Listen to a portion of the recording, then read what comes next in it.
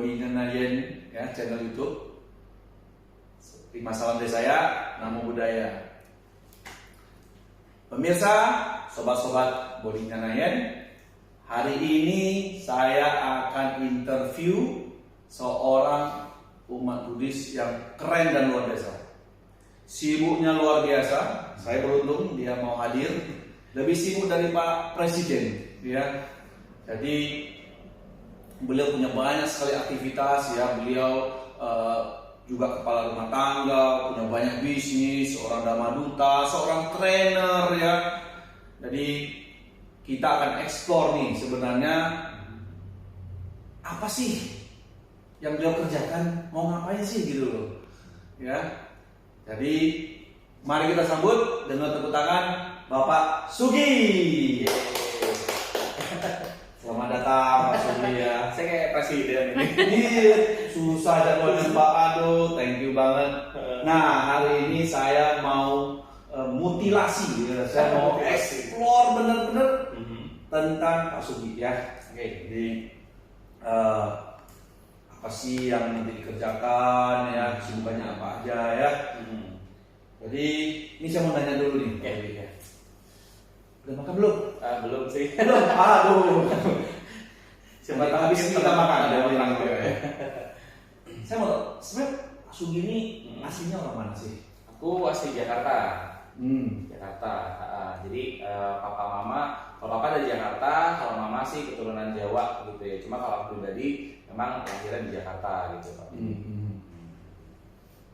Jadi ini sekarang umurnya berapa? Umur, oke. Udah sekarang.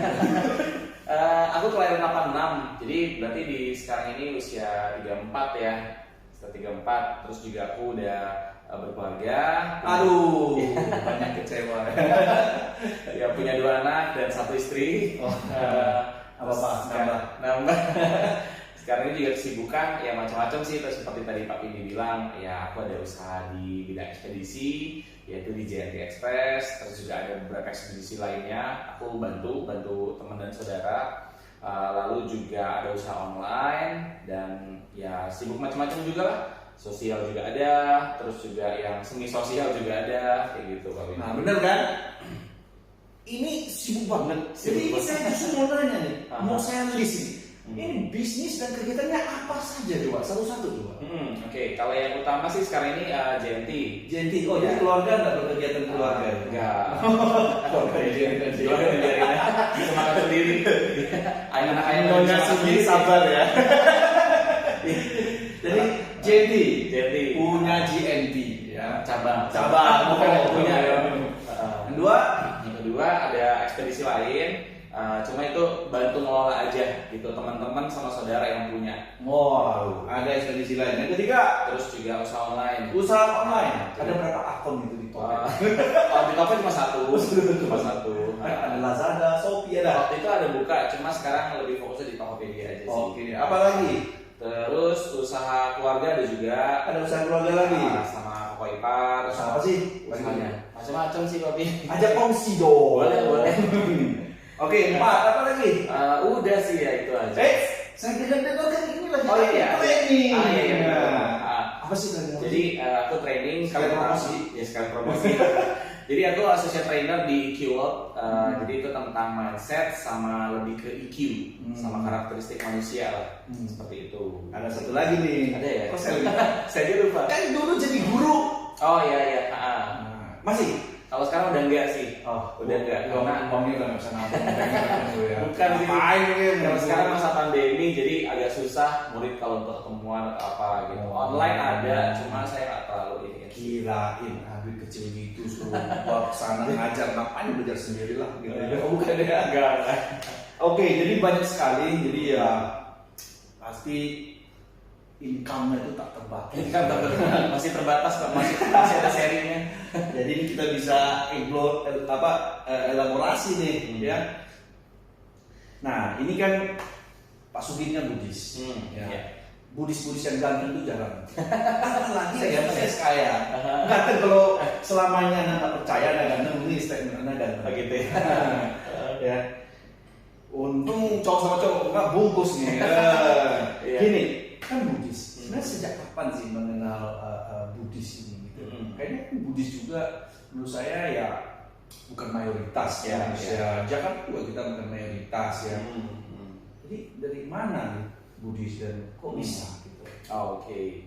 Jadi kalau aku Buddhis sih sebenarnya memang dari kecil gitu. Jadi dari kecil ikut orang tua juga sih. Berarti orang tua Buddhis loh? Orang tua Buddhis. Lebih tepatnya waktu itu papa Buddhis, mama masih non Buddhis gitu. Karena mama memang dari Muslim, dari keluarga Muslim. Jadi waktu pas masih ada aku, kan aku ada 3 bersaudara. Jadi aku pas masih ada, maksudnya aku doang gitu ya. Mama itu statusnya masih Muslim gitu. Terus ya papa memang dari keluarga yang Buddhis. Ya mama cuma ngeliat aja gitu, nggak melarang dan juga nggak gimana banget. Sekarang mama Buddhis? Sekarang mama Buddhis. Lalu? Lebih rajin. Jadi ini bukti banyak yang convert ke Buddhis, bukan sebaliknya, ada ceritanya. Jadi, nah, lanjut dong. Ini kenapa dia besar Buddhis? Jadi ya pas masih kecil ya biasa lah ya, nggak ngerti apa-apa tentang Buddhis. Jadi ya disuruh orang tua ya udah ikut aja sembahyang ya cung-cungcep lah, sembahyang leluhur lah, dibawa ke kelenteng lah gitu. Terus juga waktu itu ya udah diikutin sekolah minggu ya ikut-ikut aja gitu, nggak ngerti itu untuk apaan. Yang penting ada teman happy bareng-bareng nyanyi ya udah selesai gitu. Terus ya sampai pada suatu waktu, nah ini lucu juga. Jadi waktu SMA itu aku masuk SMA agama tetangga gitu.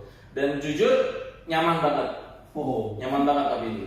Ya. Karena mereka tuh care banget. Kita jangan sebut nama lah ya. Oh iya. Kita sebut nama. Agama tetangga ya. Agama tetangga. Agama sebelah. Ya, agama sebelah. Dan ya namanya setiap agama itu kan mengajarkan kebaikan, mengajarkan kasih gitu ya. Dan saya maksudnya di Buddhis saya mendapatkan juga kebaikan dan kasih. Cuma begitu saya di SMA tersebut, saya melihat versi kebaikan dan kasih itu dari hal yang berbeda gitu. Gimana? Jadi benar-benar gimana ya?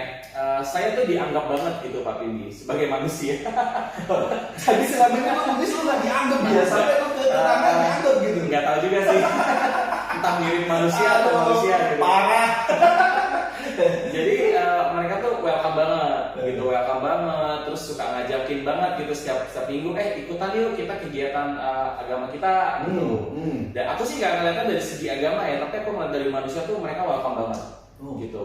Sakit pun ditanyain gitu, kenapa sakit? Ada orang yang jenguk, ajak istilah kayak ketuanya gitu ya. Terus biara tuh denger nih. Iya, jadi ketuanya ajak teman-teman jenguk saya kayak gitu. Ya kalau ngomong ininya sih, ngomong jujurnya ya, siapa sih yang nggak senang digituin pas lagi sakit dijenguk? Betul. Benar-benar diperlakukan sebagai manusia, sebagai saudara. Ya, sebagai saudara. Bukan teori doang ya, betul-betul prakteknya ya. Betul. Jadi, ini menarik nih gitu. Jadi versi kebaikan dan kasih yang berbeda kayak gitu. Terus juga ada kegiatan apa diajakin gitu. Dan bahkan saya jadi lebih aktif daripada pengurus yang merekanya. Berarti secara non teknis pindah agama dong sebenarnya. Non teknis ya. Secara non teknis ya, bukan secara KTP-nya. Iya. Dari sono kan sebenarnya. Jadi maksudnya kayak misalnya ada event-event kegiatan agama tersebut gitu ya. Saya ikutan dan saya bukan pengurus dari tempat ibadah tersebut.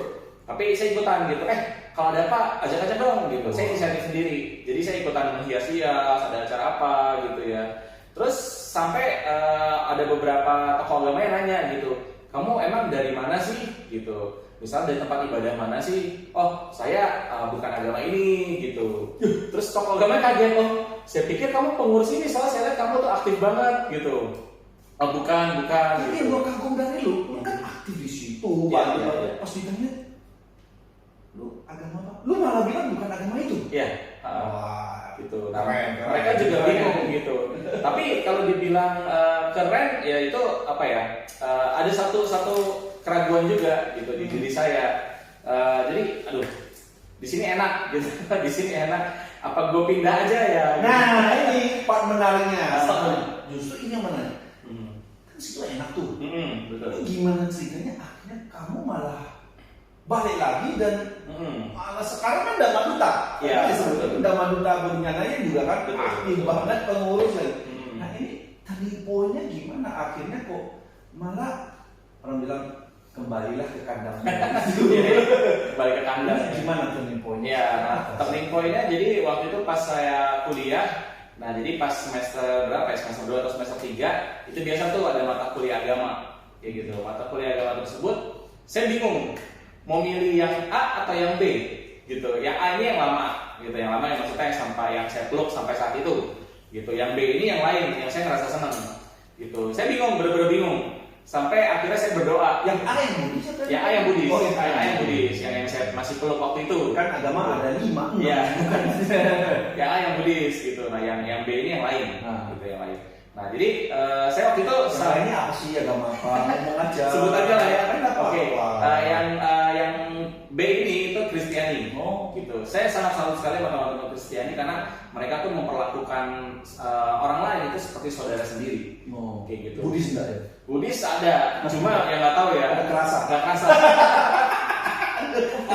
jujur. Ya, saya nggak tahu ya. Mungkin yang nonton ini juga merasa seperti saya gitu. Mungkin. Kita kalau yang ketawa-ketawa ya pasti merasa. Ada terus. Jadi gimana? Nah, jadi turning point-nya waktu itu saya bingung milih agama Buddha atau agama Kristen sebagai mata kuliah yang saya mau ambil gitu ya. Saya sampai doa. Doanya adalah Buddhis atau Kristen? Doa ke diri sendiri sih. Nah, itu bingung juga. Jadi saya ngomong sendiri saya anggap itu doa. Jadi jujur saya bingung, saya nggak tahu milih apa. Yaudah deh, saya milih agama Buddha aja. Dengan alasan ini sebagai wujud penghormatan terakhir. Alasannya seperti itu. Karena ini benar-benar mau pindah itu udah benar-benar kuat sekali. Gitu. Ya udahlah, gue pilih agama Buddha. Ya ini bentuk penghormatan terakhir gue deh. Gitu. Ke agama Buddha. Agama yang selama ini waktu itu saya pegang gitu ya. Jadi ya udah, saya ambil mata kuliah Buddha. Waktu itu saya ingat banget dosennya namanya Pak Sulan di Untar. Nah, lucunya itu Pak Bindi. Jadi pas saya pilih agama Buddha ini, saya menemukan sisi agama Buddhis yang jauh berbeda dari yang selama ini saya tahu. Gitu. Jadi contoh dia tentang karma. Yang namanya agama Buddha pasti ada belajar karma kan. Cuma karma itu secara mendalam. Jadi intinya tuh ya kita perlu bertanggung jawab atas kehidupan kita sendiri. Apa segala yang kita terima ini ya memang itu hasil dari perbuatan kita. Gitu. Terus ya macam-macam lah ya. Ini beda ya konsepnya sama yang agama lain, soalnya agama lain tidak ada konsep begini harusnya. Betul. Itu yang menjadi salah satunya gitu. Dan dia pas ikutan agama Buddha itu jadi saya tertarik gitu, sampai setiap kali habis mata kuliah selesai, saya selalu hadang dosennya dengan list pertanyaan minimal itu 10. Pak, apa sih tentang ini, tentang itu gitu. Bapaknya awal-awal mungkin ngelihat saya nih antusias gitu, tapi lama-lama bosan juga. Sampai dosennya sampai bilang, sorry saya hari ini lagi ada kesibukan.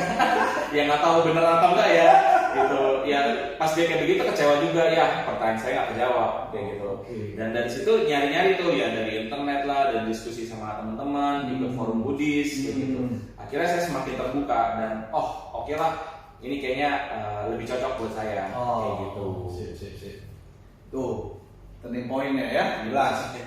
Nah sekarang kan ini udah jelas, udah Buddhis ya, Buddhis tok lah orang bilang. Nah, sebenarnya kegiatannya apa sih kalau kita Buddhis itu sekarang? Daily activities, kalau orang lain ada sembahyang 5 waktu, gereja. Sebenarnya kalau kita sebagai Buddhis ya, langsung gini, sebenarnya basically kegiatan ibadah kita apa sih?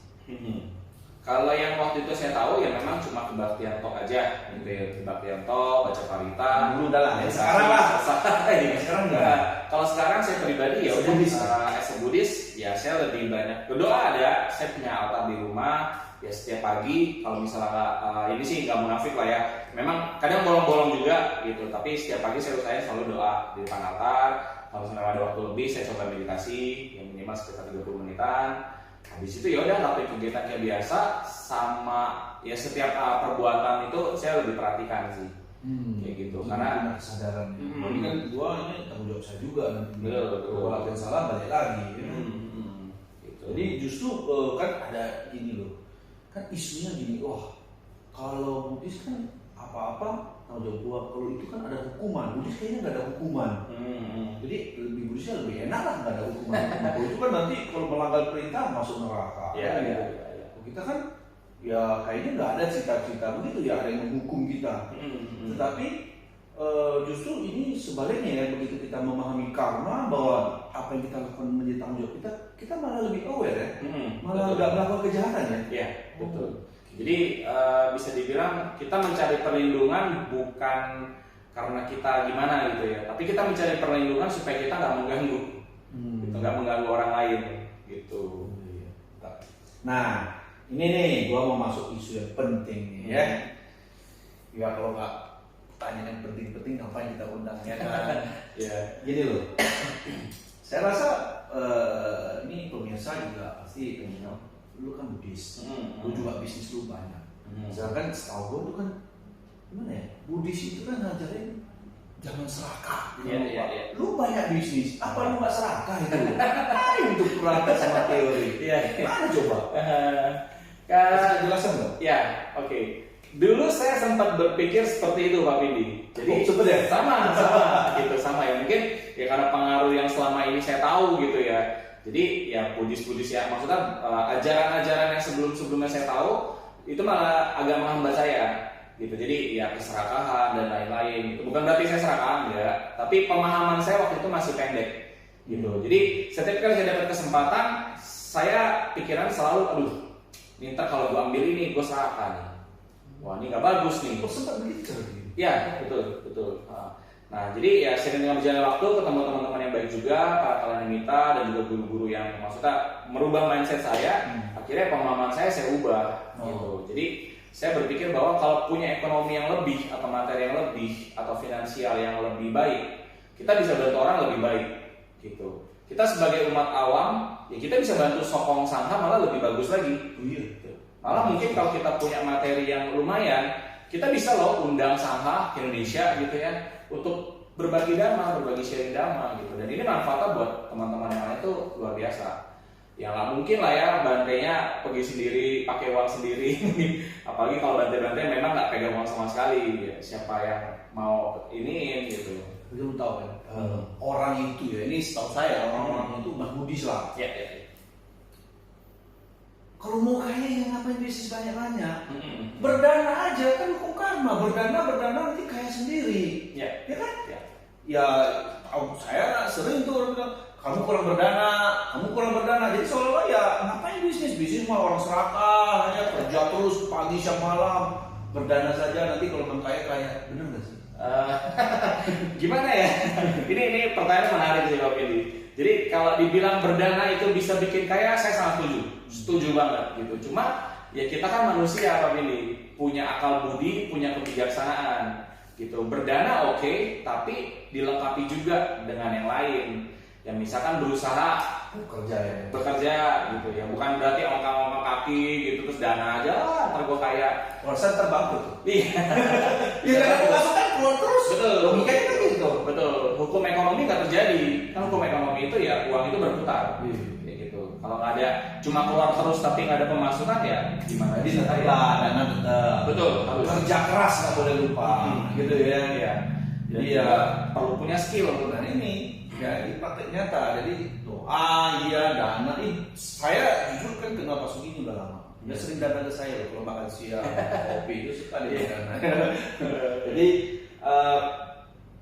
ini udah jelas bahwa bukan ya kita untuk bisnis banyak serakah. Karena sebenarnya kita justru punya kemampuan lebih untuk memberi lebih lagi, benar nggak? Ya, karena Anda tidak bisa beri apa yang Anda nggak punya. Ya, keren betul juga ya gue ngomongnya. Kan balik lagi ke ininya Pak Pindi, ke intentionnya apa? Yes. Gitu. Cetana. Betul. Kita sering ngomong cetana tapi kok nggak dipraktekin, nah itu kan lucu. Gitu. Kalau saya pribadi ya gitu Pak Pindi. Mantap. Waduh.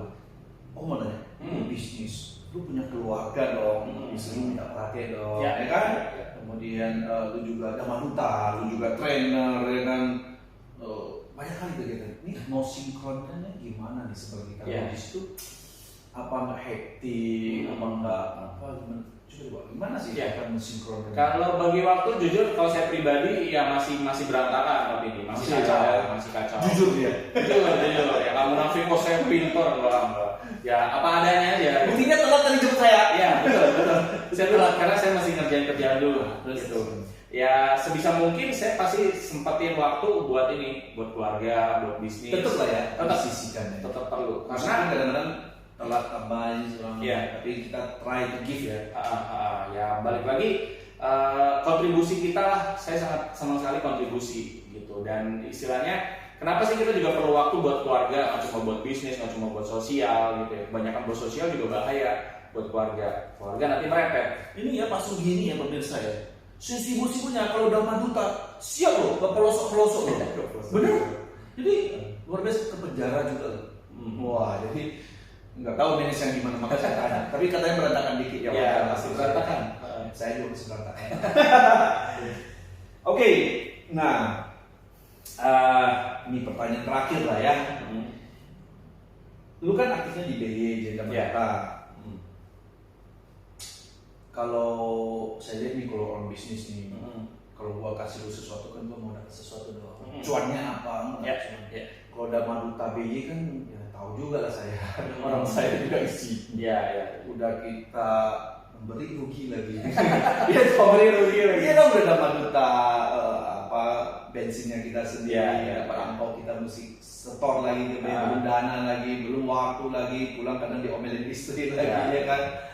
Lu kok mau sih gitu loh, terus waktunya lagi ya, kadang-kadang kan cost opportunity juga kan. Lu Dharma Duta, pada saat itu ada orang yang mau beli di produk lu atau di topet atau di bisnisnya terbengkalai, mungkin nggak terurus. Lu kok mau sih sebenarnya, apa sih yang mendasari lu mau begini gitu. Oke, ya.